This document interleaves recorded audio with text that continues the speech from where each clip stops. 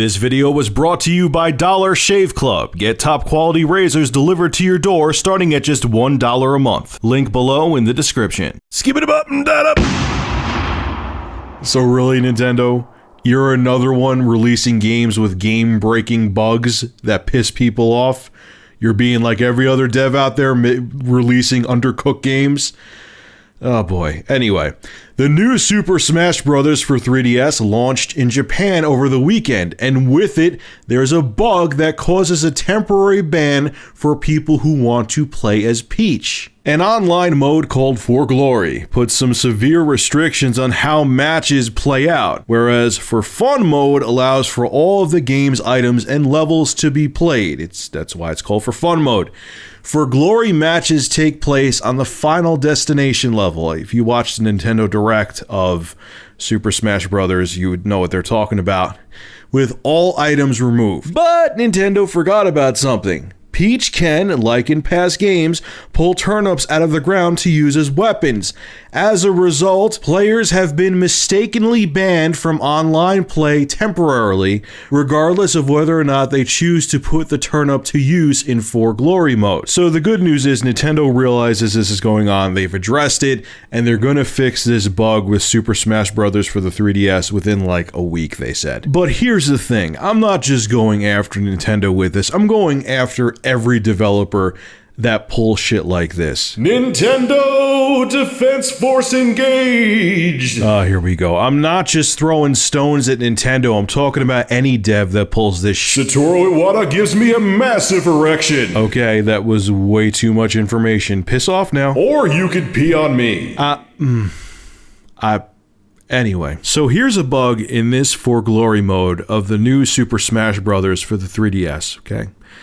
It isn't like a bug that, okay, someone sat there for 72 hours straight, and okay, you had to put Peach's ass crack against a certain bush in a certain part of the level while she's moonwalking on her hands while farting the alphabet to make this happen where you get temporarily banned.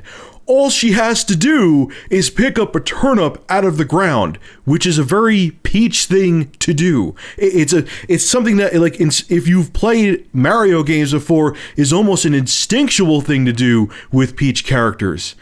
And Nintendo, you missed this bug? Look, my gripe here is with any developer. I'm not just shitting on Nintendo. I don't care if it was Activision, Bungie, Guerrilla Games, Naughty Dog, whoever the case, Microsoft Studios, 343 Industries, whatever. I'm just thinking of developers off the top of my head. I think I might have screwed the name up of one, but whatever. You get my point. Is that you just prove that you're just rushing the shit out to make an extra buck or to hit a deadline, especially when the bugs are painfully obvious. It's like we see this way too often now.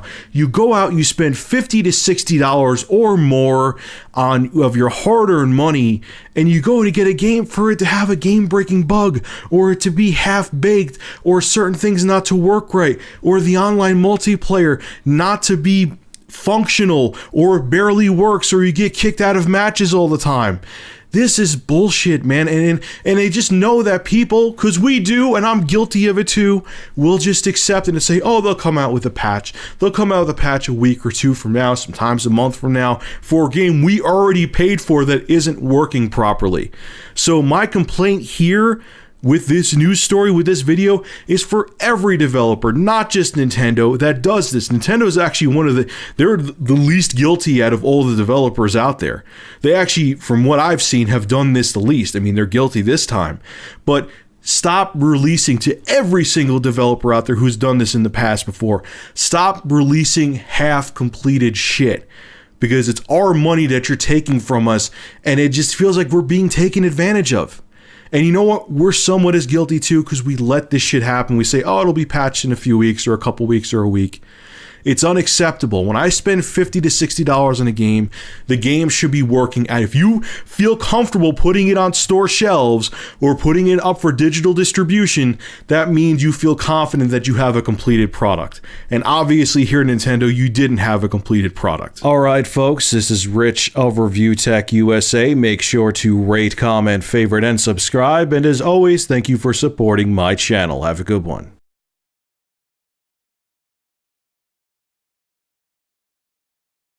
The preceding video was brought to you by Big Cheese's YouTube channel. For gameplay reviews, gaming music, and vlogs, subscribe to Big Cheese VG. Link below in the description.